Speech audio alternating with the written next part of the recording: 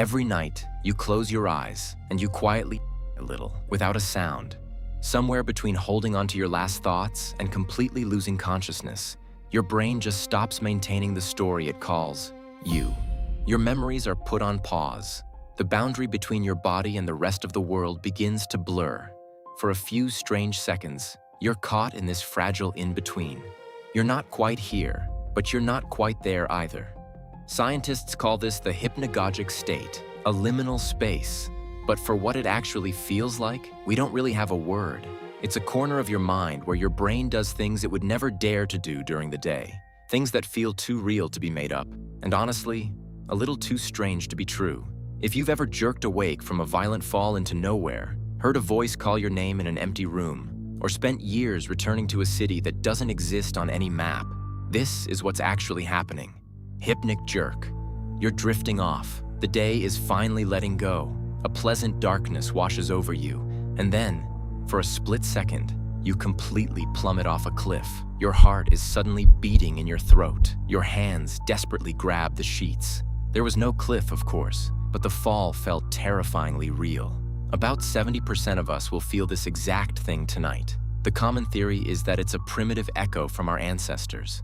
Back when we slept in trees, a sudden relaxation of the muscles meant you were about to fall and end your life. So your brain slammed the emergency brake, sending a massive electrical jolt to wake you up.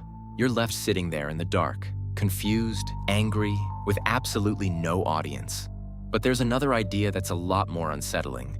Some researchers think this jerk is actually a system test. Before you enter deep sleep, your brain has to paralyze your body so you don't physically act out your dreams. This twitch is your mind checking if the paralysis is online yet.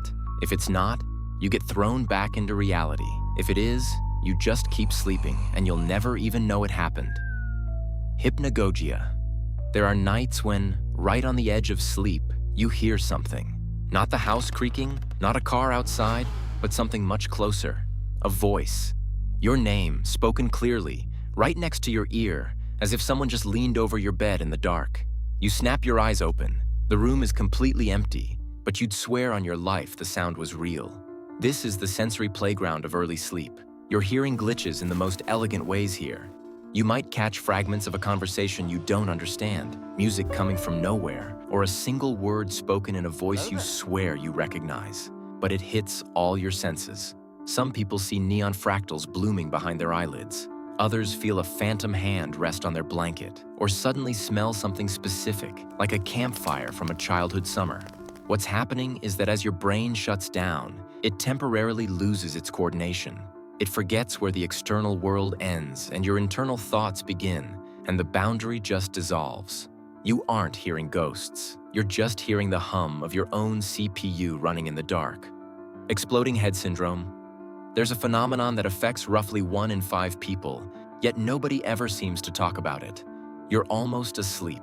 The room is perfectly still, and suddenly, a detonates inside your skull. A clash of cymbals, a thunderclap so loud you're convinced the windows must have shattered. You sit up in a cold sweat, but everything is dead silent. Nothing hurts, the walls are intact, and your partner is sleeping peacefully next to you. It sounds terrifying, but it's completely harmless. There is no explosion. It's just a massive, chaotic misfire in your brain's auditory cortex. A short circuit. It's a sudden burst of neural activity that your brain mistakenly interprets as an apocalyptic crash. People who experience this for the first time are usually convinced they're having a stroke, or that someone just broke into the house, when in reality, for their brain, it's just a regular Tuesday night. The Tetris Effect. You've probably had days where you spent hours doing something repetitive, playing a video game, scrolling through shorts, or driving down a long, monotonous highway. And then, when you finally close your eyes to sleep, the show just keeps going. The blocks keep falling. The road keeps moving.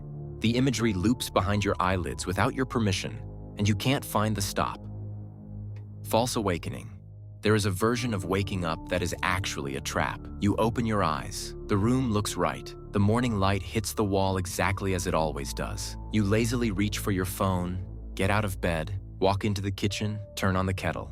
And then you notice one tiny detail, something impossible. The clock is running backward, or a doorway is on the wrong side of the room, and it hits you. You're still asleep. your brain manages to copy the architecture of your reality down to the absolute smallest detail, so you can't smell a rat until it's too late. Some people get trapped in nested versions of this, waking up inside a dream, inside another dream, a true existential loop. It happens because during the transition from REM sleep to waking, the system occasionally glitches and hands you a demo version of your morning, a preview of reality before you actually open your eyes. You wake up, then you wake up again. And sometimes, it feels like the loop will never end.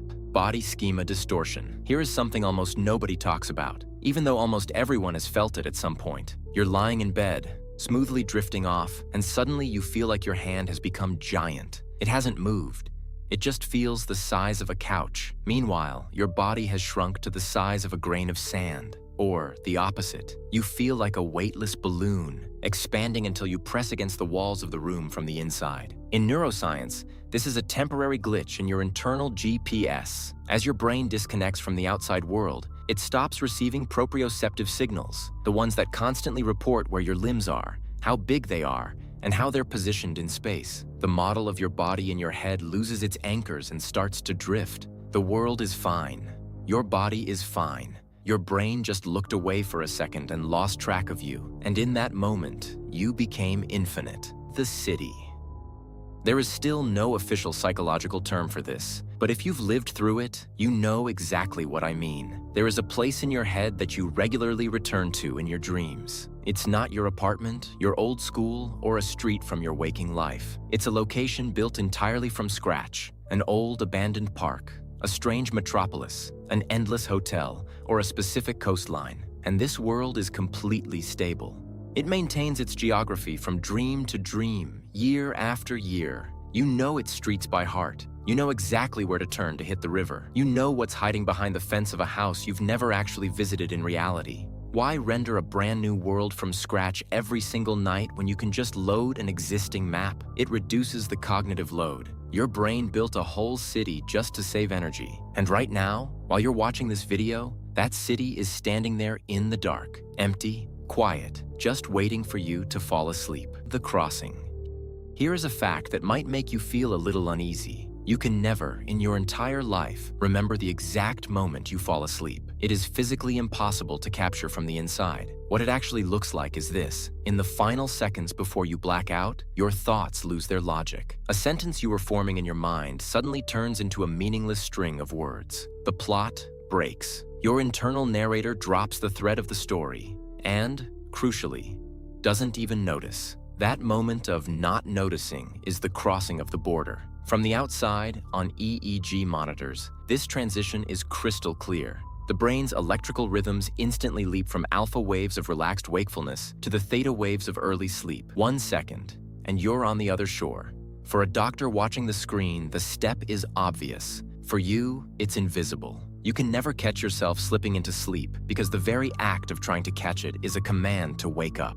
The grief post-dream morning. The finale of this story doesn't have an official name either. And honestly, maybe it shouldn't. Some things are meant to stay nameless. Sometimes, you wake up from a very good dream. Someone was there who is no longer in your life, or a version of reality where you are completely at peace. Something you lost a long time ago, or something you've never actually had. There, it was tangible, it was real, and then the alarm goes off. The pain and longing you feel in the first seconds after that, it isn't made up. It's a genuine chemical cocktail of cortisol and dysphoria hitting your neurochemistry, identical to the grief of a real physical loss. In the first moments of the morning, your brain doesn't see the difference between a dream and harsh reality. The loss registers honestly, and you sit on the edge of your bed, mourning a world that never existed, or a time that can never be brought back. And you can't explain to yourself why the day feels so heavy, even though it hasn't even begun. There is no word for this feeling, but you know exactly how it cuts. Every night you close your eyes, and for a few hours,